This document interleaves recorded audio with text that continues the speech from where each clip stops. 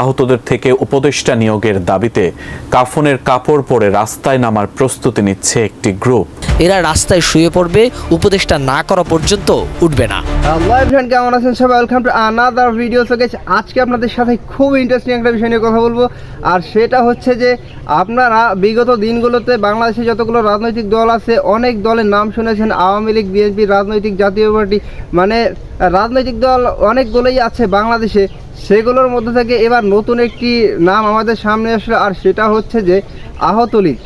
বিষয়টা আমি ক্লিয়ার করতেছি, আর সেটা হচ্ছে যে গত 5ই আগস্ট ছাত্র জনতার গণ অভ্যুত্থানে যে বৈষম্য বিরোধী ছাত্র আন্দোলন হয়েছে, এবং সেই আন্দোলনে যেই সমস্ত ছাত্ররা আহত হয়েছে তাদের সমস্ত বিষয়ে প্রয়োজনীয় সহায়তা করার অঙ্গীকার করেছিল অন্তর্বর্তীকালীন সরকারের যারা দায়িত্বে আছে সবাই, মোটামুটি বলতে গেলে সবাই এই প্রতিজ্ঞা করেছিল যে তাদের যত ধরনের সহায়তা প্রয়োজন সব অন্তর্বর্তীকালীন সরকার করবে।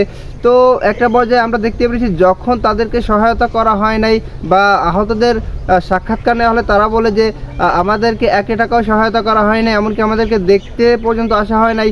তো এই বিষয়টা যখন চরম পর্যায়ে রূপ নেয় তখন আহত ছাত্ররা হসপিটাল ছেড়ে নেমে যায় রাস্তায়, এবং একটা পর্যায়ে আমরা দেখেছি যে উপদেষ্টা মহোদয় যারা আছে তারা তাদের কাছে উপস্থিত হয় এবং তাদেরকে আশ্বস্ত করে।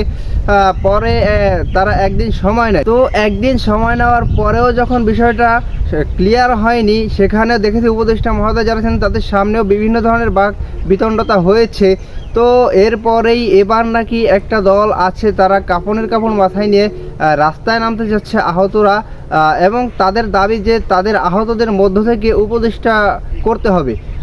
বৈষম্য বিরোধী ছাত্র আন্দোলনের অন্যতম সমন্বয়ক সারজিস আলম তিনি বললেন যে আহতদের মধ্য থেকে এখন উপদেষ্টা হওয়ার স্বাদ জেগেছে। একজন আহত ব্যক্তি কিভাবে উপদেষ্টা হতে চায়, এবং বিভিন্ন বিশ্লেষকরা এটা বলছেন যে এখানে আসলেই এটা একটা ষড়যন্ত্র অন্তর্বর্তীকালীন সরকারের বিরুদ্ধে, কারণ আওয়ামী লীগের দোসরা এটা ষড়যন্ত্র করছে অন্তর্বর্তীকালীন সরকারের বিরুদ্ধে। এরা কেউই আহত নয়, আর যদিও এরা আহত হয়ে থাকে এরা হচ্ছে ছাত্রলীগের কর্মী, ছাত্রদের হাতে মার খেয়ে এরা আহত হয়েছে এবং এরা ছাত্রদের সাথে মিশে যাচ্ছে, এবং এরা এই ষড়যন্ত্র করছে বাংলাদেশের বিরুদ্ধে। এবং অনেকেই বলছেন যে বিভিন্ন তথ্যের মাধ্যমে এটা জানা যাচ্ছে যে এরা আসলেই আহত ছিল, আর হসপিটাল থেকে খোঁজ নেওয়ার পর জানা গিয়েছে যে এদেরকে 1 মাস আগেই ছুটি দিয়ে দেওয়া হয়েছে হসপিটাল থেকে।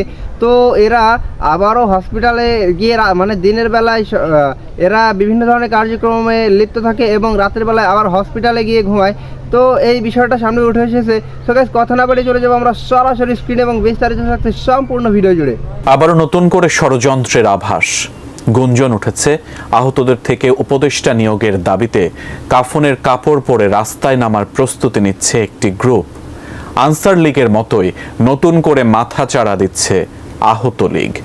এরই মধ্যে আন্দোলনের আড়ালে থাকা নীল নকশার ইঙ্গিত দিয়েছেন জুলাই শহীদ স্মৃতি ফাউন্ডেশনের সাধারণ সম্পাদক সারজিস আলম। কি রহস্য রয়েছে তাদের আন্দোলনের পেছনে? জুলাই আগস্ট ছাত্র জনতার আন্দোলনে আহতদের চিকিৎসা নিয়ে বিভিন্ন স্তরে চলছে নানা আলোচনা সমালোচনা।